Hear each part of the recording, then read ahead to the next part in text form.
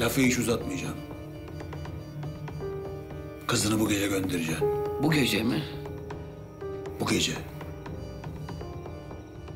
O kız bu çiftlikten gidecek. Zeynep, Zülfikar amca bundan bir ay evvel bir kalp krizi geçirdi. O Gülizar'ı öldüreceğim. Zeynep, o da bilmiyor vallahi. Bir tek dayımla benim haberim var. Nasıl yani? Ali Hikmet bunu biliyor muydu? Zeynep. Bırak beni Selçuk! Kalp yüksek atınca akıl dururmuş. Ben senin kızını Gökhan'la yan yana gördüm. Tıpkı onun gibi.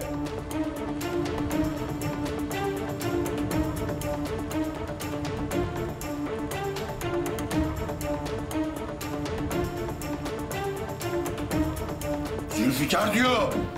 Üstüme gelme beyim. Gelirsem ne olurmuş? Üstüme gelme bak. Yoksa... Yoksa ne? Ali Hikmet! Neredesin? Çık karşıma! Ali Hikmet!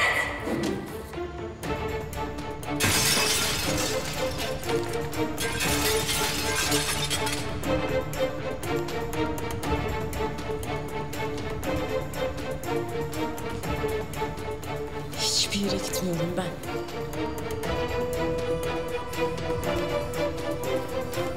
Nerede o Ali Hikmet Salim'i? Ne oluyor ya? Ne yapıyorsun sen? Sen ne terbiyesiz, küstah bir kızsın. Anne. Zeynep ne oluyor? Nerede o Ali Hikmet? Çıksın karşıma! Buradayım. Ne istiyorsun lan sen? Ne istiyorsun? Çekil! Lütfen, lütfen. Sakın Gökhan, lütfen sakın. Gebertirim lan seni. Öldürürüm. Ne diyorsun? Öldürürüm seni. Baba.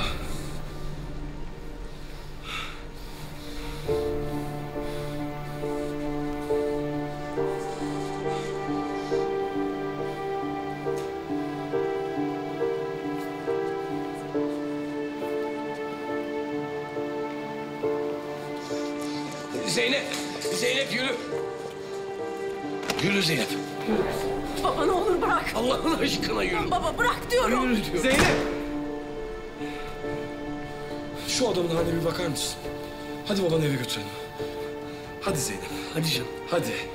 Zeynep hadi. Hadi canım. Lütfen Zeynep. Hadi. Hadi oğlum. Faz. Çantamı al da eve gidelim kızım biz. Aa, yok, lütfen içeri buyurun, devam edelim. Sevinç Hanım hakikaten gitmemiz daha uygun olacak. Bakın, yani Ali Hikmet Bey de çok kırılır. Israr ediyorum. Herkes sofraya. Selçuk, Selçuk. Sakın ha. Dayının oyunu bilmiyor mu? Ne olduysa oldu, unut oğlum. Hadi oğlum, hadi Selçuk. Ne hakkı var ya? Ne hakkı var buna? Suskun kalacağımı mı sandın? Zeynep bir dur ya. Bak babam... Merhametsiz, vicdansız babam. Zeynep. Haksız mıyım? Nasıl bana böyle davranır? Nasıl tokat atar ya? Ay baba. Aman dayı. İyi misin? İyiyim, iyiyim ben. Gel babacığım. Geç babacığım, geç. Geç. Tamam. Senin artık gelmene gerek yok. Sen git misafirlerinle ilgilen. Bir müsaade et be Zeynep. Ben dayıyı yatıracağım, sen de bize su getir, tamam mı? Gel dayı. İyi misin babacığım? Rahat mısın? Çok şükür.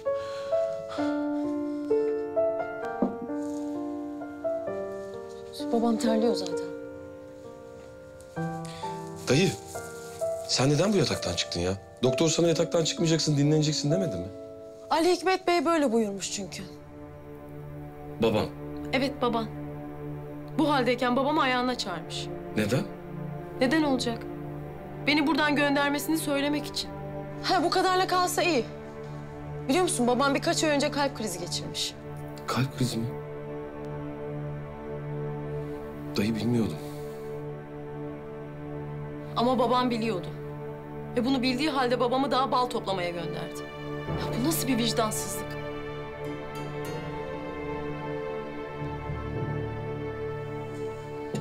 Kim bu kız? Atı çalan kız işte anneciğim. Hem hırsız hem de densiz işte. Siyisimizin kızı Rezan Hanım. Bu kız hala neden burada hiç anlamadım. Ne istiyor peki bu kız? Yani böyle camı çerçeveyi indirecek kadar. Bu ne cüret? Vallahi biz de anlamadık ki. Delirmiş gibiydi. Ben çoktan cezalandırılmıştır diye düşünüyordum ama. Yani iyilikten maraz doğuyor. Ben çok söyledim Ali Hikmet Bey bu kadar merhametli olmayın diye. Her şeyin bir vakti var. Sevinç Hanım, siz hiç kafanızı yormayın. Gülizar ne dikiliyorsun? Alsana şu çorba servisini. Çay servisine de başlayabilirsin. Tabii efendim. Gökhan da gelmedi hala. Sen hiç merak etme Gökhan'ım. Gelir şimdi. Ben Gökhan'ı merak etmiyorum Sevinç teyze. Ama o Seyis'i fazlasıyla merak ediyor galiba.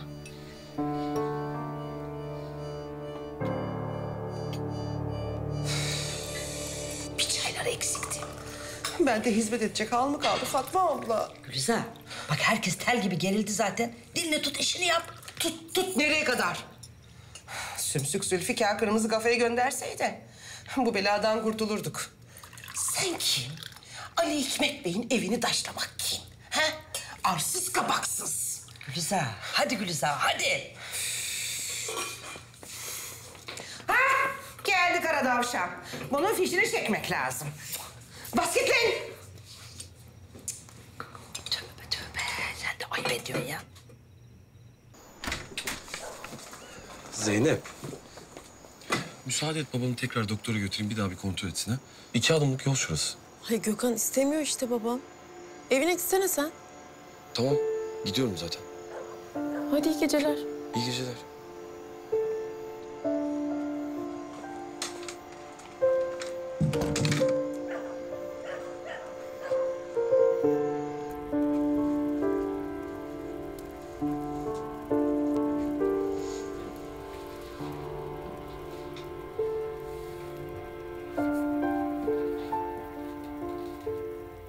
Baba. Niye bana kriz geçirdiğini söylemedin? Bak Selçuk söylemese haberim olmayacak. Üzülmeyesin diye. Gurbettesin. Aklına takılmayayım diye diyemedim. Artık burada çalışmayacaksın baba. Buradan birlikte gideceğiz. Biraz evvel bas bas bağırıp burada kalmak istiyorum diyen sen değil miydin? O başka, bu başka. İster giderim, ister kalırım. Ali Hikmet git dedi diye gitmeyeceğim. Nereye gideceğiz Zeynep? Kolay mı gitmek kızım? Veteriner oldum baba ben. Çalışır bakarım sana. Daha çok gençsin. Hayat sandığın gibi kolay değil. Hem ben iyiyim burada. Baba bunun nesi iyi?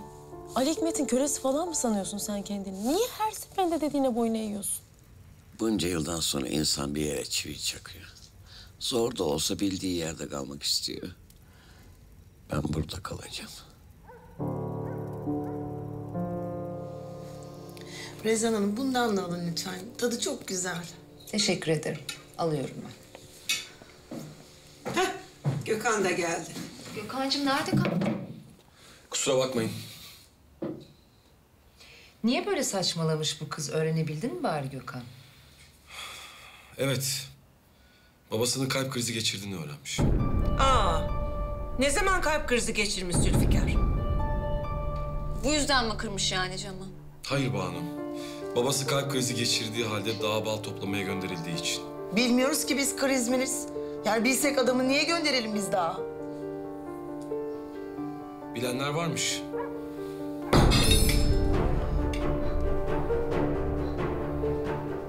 Bu konuyu kapatıyoruz. Evet bence de daha güzel şeylerden konuşalım değil mi? Hem Banu kızımız bu akşam bize çok güzel bir haber verdi değil mi? Ah, biz de yüzükleri ne zaman takacağız diyorduk. Galiba ortada yanlış bir anlaşılma var. Ne demek yanlış anlaşılma? Anneciğim, bizim böyle bir planımız yok. Gökhan'cığım Banu, bu konu ne zaman ve nasıl buralara geldi bilmiyorum ama... ...biz istersen bunu kendi aramızda sonra konuşalım. Tamam mı? Hay Allah. Biz de sevindiydik. Müsaadenizle. Saat epey geç oldu. Yok olur mu Rezan Hanım lütfen. Olur mu Rezan Hanım? Daha meyvemizi yemedik. Bu gece için yeterince yemek yedim. Gerçekten gitmek istiyorum. Banu.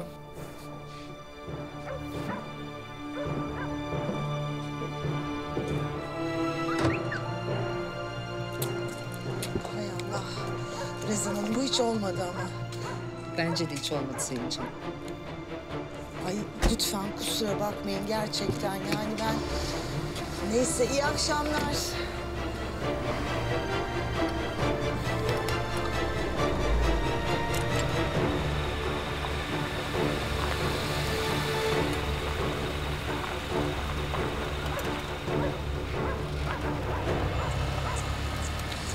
Baba.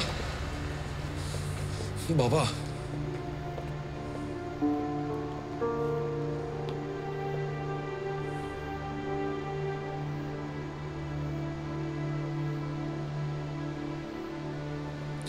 Baba.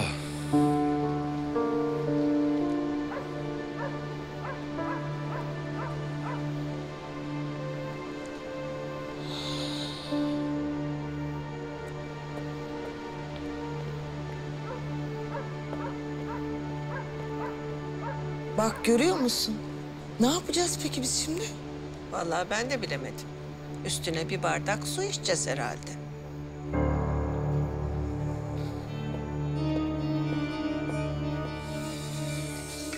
Fatma abla. Aha buraya yazıyorum. O Gökhan Bey de o kızı alırsa ben de ne olayım? Yavaş yavaş çocuğu uyandıracaksın. Aa, o da nereden çıktı? Demin Gökhan Bey kendi ağzıyla söyledi içeride. Sahi mi kız? Ama ben biliyorum. Zeynep'in oyunları bunlar. Ben malımı bilmem mi? Döndü dolaştı geldi. Gökhan Bey'in aklını çeldi zilli. Allah'tan kork kız, Allah'tan kork. Ne yaptı şimdi Zeynep? Ne yılandır o, ne yılan sen bilmezsin. Daha da 2 gün. Ateşle barut. Ha?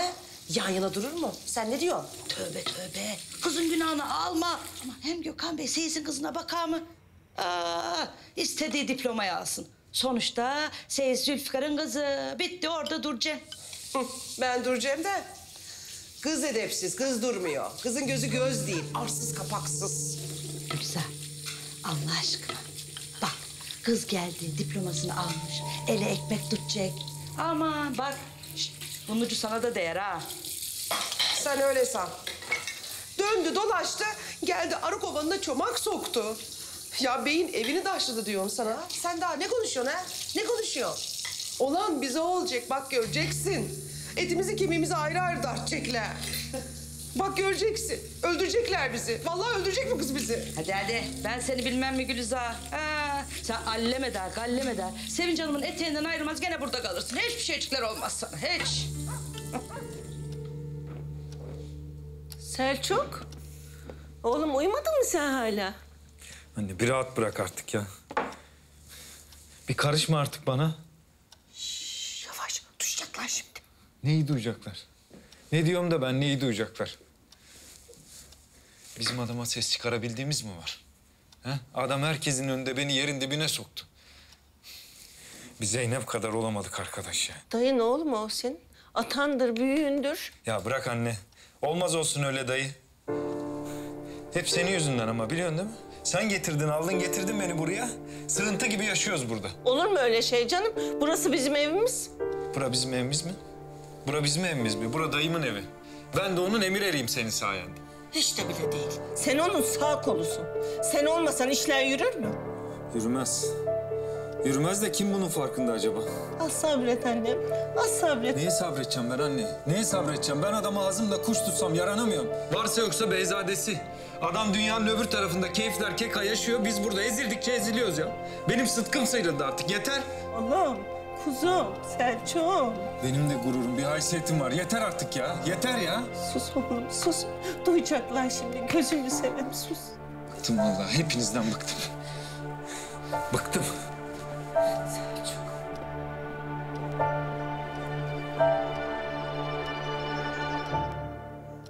Ay rezalet. Resmen rezalet. Ya ben Zeynep denen o kıza mı cinleneyim yoksa Gökhan'a mı kızayım bilemedim vallahi. Yat artık Sevinç Hanım. Ne yapayım bey? Ne yapayım? Ben sana dertlenmeyeceğim. Kime dertleneceğim? Ne olacak bu Gökhan'la Banu'nun hali? Hayır ben anlamıyorum ki bir insan daha ne ister? Banu gül gibi kız. Bir Gökhan diyor ağzından 1000 Gökhan çıkıyor. Annesinin yanında rezil etti. Kenara koyuverdi. Yeter yahu yeter. Yo bir şey yapmamız lazım bey. Zeynep bu çiftliğe geldiğinden beri çocuğun huyu suyu değişti. Yahu Gökhan sana karşı çıkacak çocuk mu Allah aşkına? Yarından tezi yok. O kız bu çiftlikten... Yahu neyi ne zaman yapacağımı senden mi öğreneceğim? Yok. Ben öyle demek istemedim. Ben... Ya ne demek istedin? Yani ben eminim o kıza layığıyla cezasını vereceksin. Ama Gökhan'la Banu ne olacak? Hayır bir de sen kadınla ortak oldun ya şimdi. Ben o yüzden şey ettim. Etme. Sen hiçbir şey yapma Sevinç Hanım. Bir huzur ver, uyuyalım. Peki.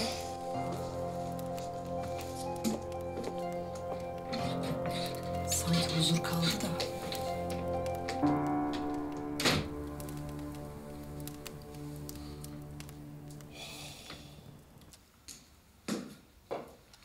Abla, Gökhan'ı gördün mü? Aman Sevinç nereden bileyim ben Gökhan nerede? Görmedim. Kimin bu? Kim vardı? Kimin o bardak? Selçuk'un. Oldu. Yani şimdi kumarı bitti, içkisi mi başladı? Bana bak gelin hanım. Çaçak birini arıyorsan Gökhan'ı bul. Benim oğluma bulaşma. Ay yok abla öyle deme. Yani ben sinirden ne dediğimi biliyor muyum? Bugün çok kötü oldu ya. Ya tam evlenecekler derken. Vallahi hepimiz şok olduk. Ben de şok oldum. Ama sana bir şey diyeyim mi? O Rezan Hanım bu saatten sonra asla size kızını vermez. Ay abla deme öyle. Bitti bu iş kızım, bitti. Zorla güzellik olmaz. Vallahi ben de çok üzüldüm ama yapacak bir şey yok. Yok abla öyle değil. Benim adım Sevinç'se ben bu olayı bir şekilde çözer, mutlaka tatlıya bağlarım. İnşallah, inşallah.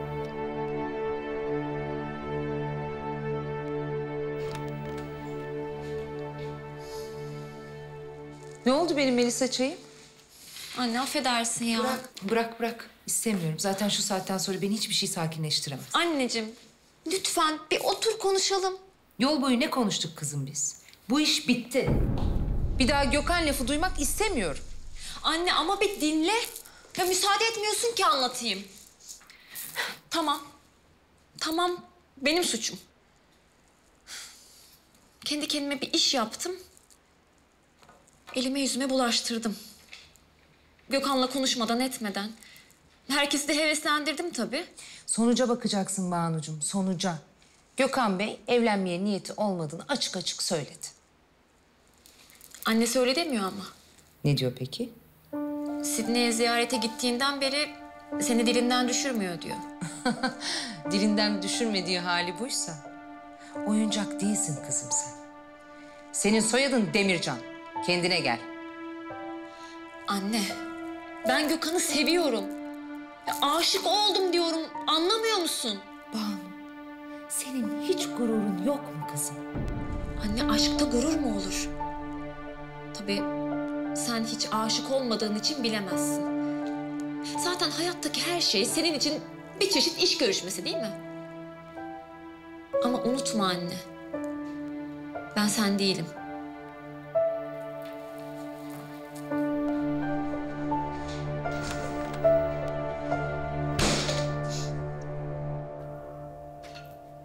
Sen de benim gibisin. Korktun mu? Niye korkayım ki? Hala biraz öfkelisin sanırım. Bundan sonra babanın bize bunları yaşatmasına izin vermeyeceğim. Haklısın. Burada yaşadıkların... Burada yaşadığım hiçbir şeyi ömrümün sonuna kadar unutmam. Babam bu durumda olmasa bir dakika bile durmam burada. Gideceğiz buradan. Nereye? Nereye olursa olsun. Yeter ki buradan uzak olsun. Ne diyeceğimi bilmiyorum Zeynep. Keşke sana gitme diyebilseydim.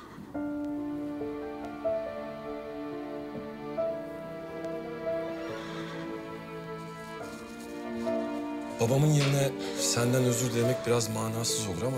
Biliyor musun babana hiç benzemiyorsun. Yine de onun oğluyum. Doğru. Sen de bir başatsın. Evet. Suçlu benim. Ama yapacak bir şey yok. Neyse boş ver, geçti artık. Ne zaman? Ne zaman? Ne zaman diyorsun? Babam biraz toparlansın. O zamana kadar buradayım mecburen. Hiçbir şey yapmaya mecbur değilsin Zeynep.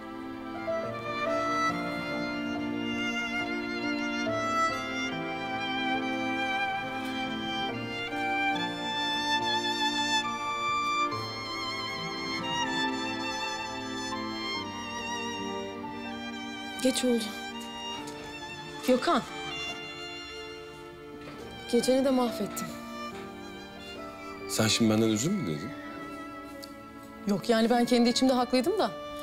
Sonuçta sizin için özel bir geceydi. Yani nişanlının annesi falan. Hayır. Banu benim nişanlım değil. Öyle mi? Ben öyle bilmiyordum. Yok. Yani öyle bir şey yok. Ama öyle söylemiyorlar. Ne söylerlerse söylesinler. Sen bunları kafana takma Zeynep. Ben ne kafama takacağım canım? Bana ne? Tamam Zeynep. İyi geceler. İyi geceler.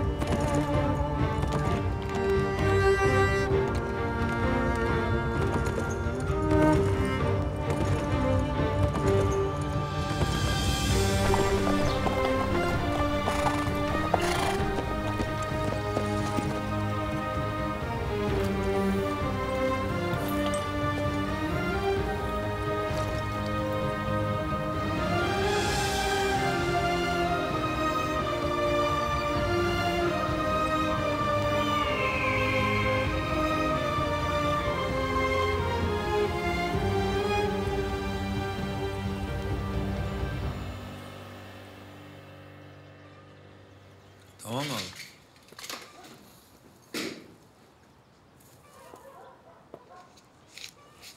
Sağ ol beyim. Eyvallah. Elle sağlık.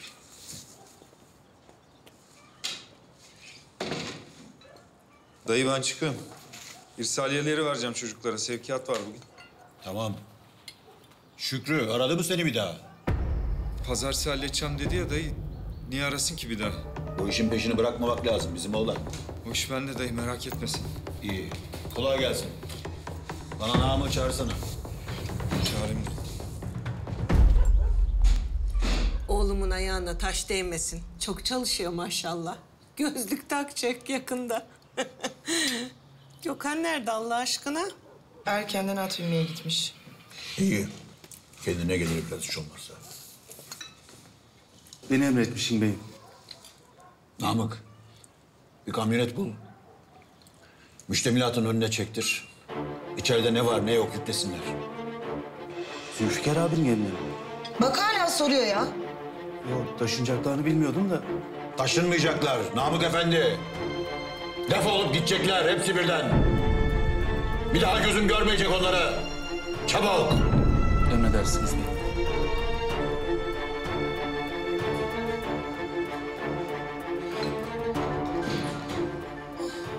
Rahatladım vallahi. Gülizar'ın yerine birini bulmak lazım. Buluruz. Zor bir şey.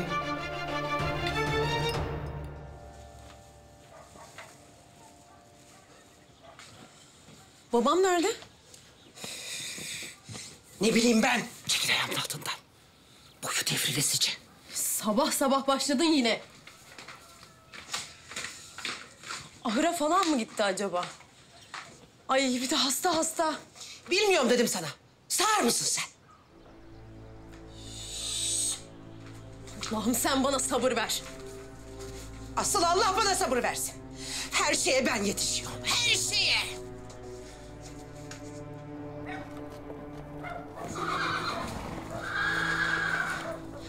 Babamı gördün mü? Yok görmedim. Allah Allah.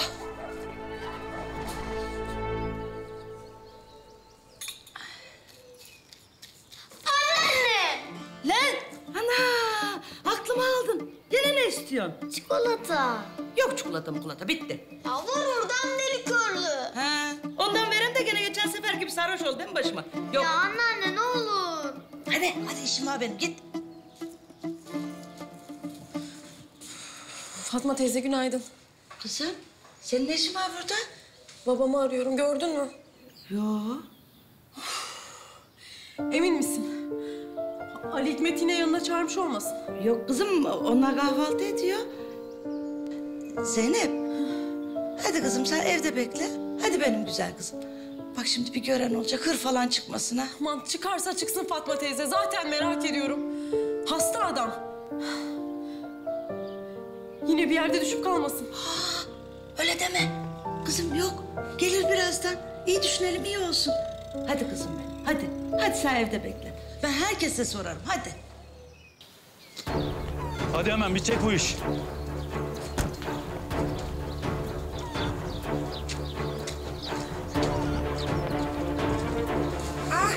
Namık. Selamünaleyküm yenge. Aleykümselam Namık. Zülfikar abine baktıysan bilmiyorum nerede olduğunu. Vallahi iyi olmuş aslında. Hadi sallanma çabuk. Namık ne oluyor? Bir müsaade et yenge. Neye müsaade edeyim? Bir de tavırla ayaklarınıza girmeyin evime. Ne oluyor anlamadım. He? Vallahi bey ne dediyse biz onu yapıyoruz. Biliyorum emir demiri keser. Bey ne dedi ki Namık? Bey ne dedi Namık? Siz salona, siz de şu odaya bakıverin. Namık ne yapıyorsunuz? Gözünü seveyim Namık. Yenge mecburum çekil elinde ayağımın altına. Ne demek mecburum? Ne oluyor kardeşim bıraksana ya. Bırak benim adımı. Ay, yalvarırım bizi sokağa mı atacaksınız? Hayır. Bırak eşyalarımı bırak. Bırak. Kardeşim ne oluyor?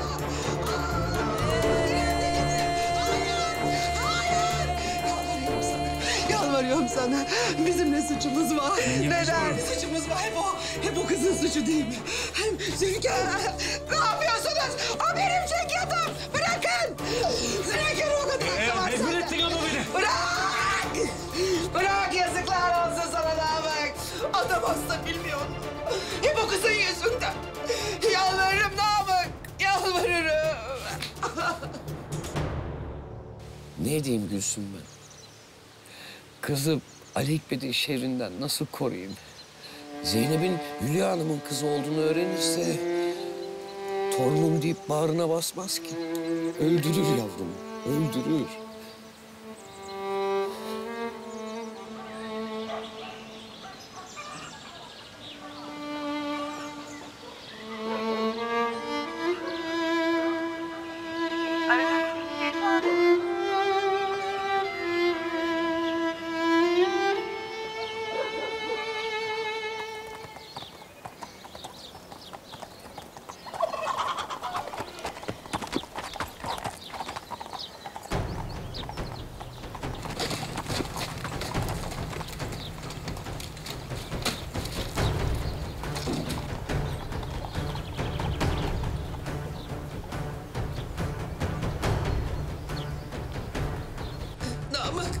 Namık bir dur. Bak Zülfikar'ı aradım. Aradığınız kişiye şu anda ulaşılamıyor. Çekmiyor. Ama dur bir konuşalım kardeşim. Bir konuşalım. Namık. Güzel abla. Ne oluyor? Niye bağırıyorsun? Abi. Bizi atıyorlar. Kovdular bizi. Ali Hikmet Bey kovdu bizi. Çiftlikten de atıyor. Biz nerelere gideceğiz? Ne yapacağız beyim? Oy başımıza gelen. Tamam Gülizar abla. Ne oluyor Namık? Ali Hikmet Bey'in emri Gökhan Bey. Yoksa ister miyim? Öleyim ben. Öleyim ben. Öleyim de beni buralara bir yerlere gömün. Tamam Gülizar abla. Namık adamlarına söyle, her şeyi aldıkları gibi eski yerlerine koysunlar. Doğru düzgün. Beyim. Namık, ne diyorsam o. Ama Ali Hikmet Bey... Sorumluluk bende. Hadi, söyle adamlarına dursunlar. Ay Allah senden razı olsun. Gülizar abla, ne yapıyorsun? Estağfurullah. Allah ne muradın varsa versin. Tamam Gülizar abla. Zülfikar dayı nerede? Yok, bilmiyorum nerelere gitti. İyi ki de yok. Görseydim oğlanları yüreğine inerdi. Zeynep? Deli bozuk. Babasını aramaya gitti işte. Tamam, sen buraları eski haline getirmeye çalış. Adam gelince böyle görmesin, üzülmesin, tamam mı? Zaten ben tam yatakları yapıyordum. Bu kırılasılar geldiler. Bunların hepsi beni yerden yere attılar beyim. Güzel abla, tamam. Üzme kendini. Bitti bak, geçti hepsi, tamam mı? Hadi çabuk. Acele edin.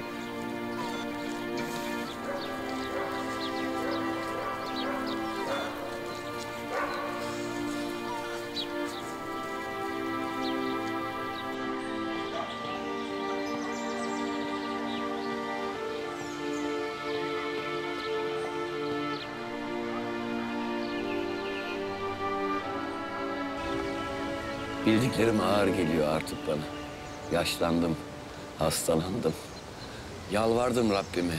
Eğer canımı almazsan her şeyi bir kızıma anlatacağım dedim. Ama Allah biliyor ki şimdi hiç cesaretim yok. Bu mektubu kızımız okuyunca ne der? Mektup öbür ceketimde mi kaldı acaba? Baba! Baba! Baba iyi misin? Kızım, iyiyim. Baba senin ilaçların nerede? Yok mu ilacın yanında? Yanıma almadım. Baba hızlı öksür ne olur. Hızlı öksür. Kahretsin çekmiyor. Çekmiyor işte çekmiyor. Niye çekmiyor? Baba! Babacığım! Baba! İmdat! Baba!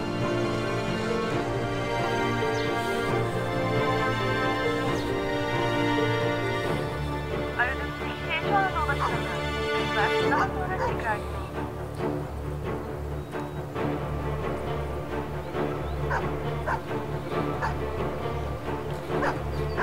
Çekiyor.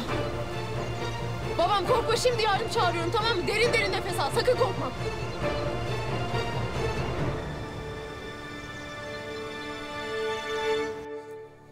Zeynep? Alo.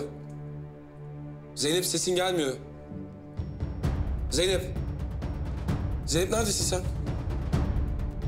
Ne? Tamam Zeynep, sakin ol. Tamam, siz bir yere kıpırdamayın, ben hemen geliyorum.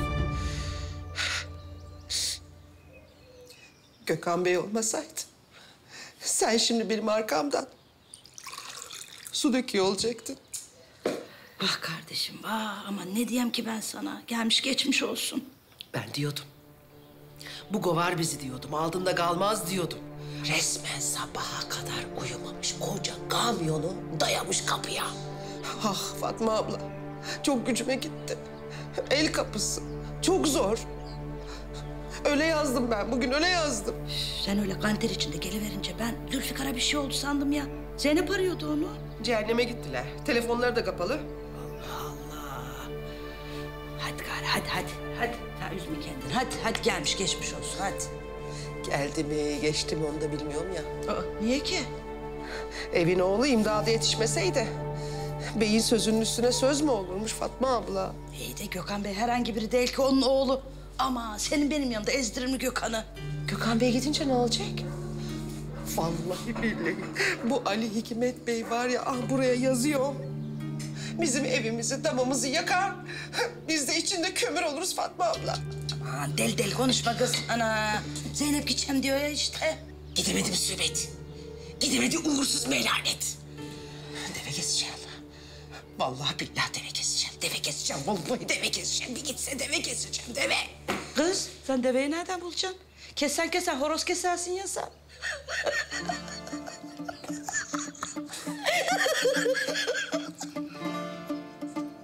Sinirim bozuldu.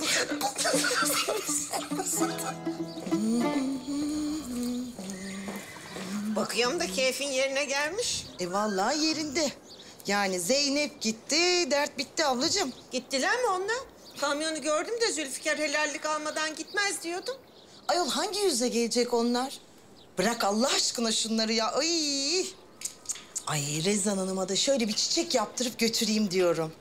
Götür Tanazı'nın payını alsın. Anlamadım. Tabii götür diyorum yani bir özür dilemek icap eder. Ali Hikmet Bey bir kahve yapayım mı? İstemez şimdi. Buyurun beyim. Ne oldu lan? Bitti mi o iş? Beyim, Oğlum konuşsana. biz tam evi döşüyorduk. Gökhan Bey geldi. Bırakın dedi, babamla ben konuşacağım. Sen karışma dedi. Sorumlusu benim dedi beyim. Ne? Sen ne zamandan beri benim emirlerimi tartar oldun? Oğlumla beni yüz göz edecek bir sen mi kaldın lan? Ama beyim, Gökhan Bey dedi ki... Tekan! Deyiz! Bey, yani şimdi tabii oğlan vicdan sahibi olunca artık bunlar onu demek ki kullanıyorlar. Ne dedilerse yalvardılar mı, yakardılar mı? Koca adam. Kullandırtmasın o da kendini. Allah Allah! Sen önce kendi oğluna bak Nedret Hanım, sonra benimkine laf söylersin. Nesi varmış benim oğlumun? Pes. Vallahi pes. Sen bilmiyor musun oğlunun ne olduğunu? Ha? Yeter! Kadınlar hamamına döndürdünüz burayı.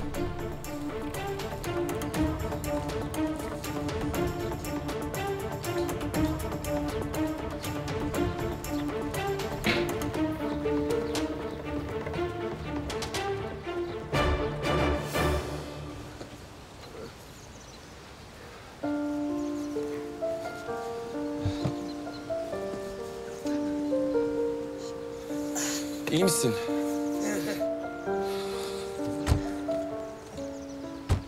İyisin değil mi? İyi misin? Gökhan, çabuk gidelim. Merak etme.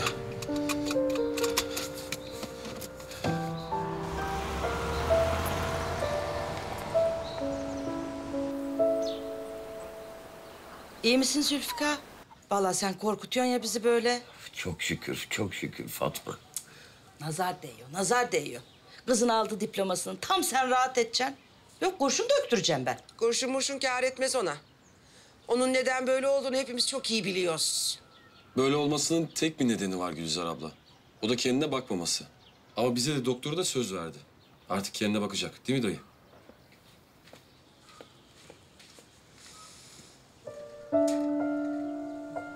Ya soracağım bu evin hali ne Gülizar Hanım? Ne yaptın sen Allah aşkına? Hakikat ben de onu soracaktım. Aman canım bir şey olduğu yok. Gülizar'ın titizliği işte. Şöyle dip bucak bir temizlik yapayım demiş deli. Gülizar Hanım, benim öteki ceketi gördün mü hiç? Ne yapacaksın şimdi ceketi? Ya sordum, yıkadın falan mı yani? Yıkamadım. 10 tane elim yok herhalde. Allah Allah. Her bir şeye de ben yetişemem Zülfikar. Benim bugün başıma... Gülizar abla.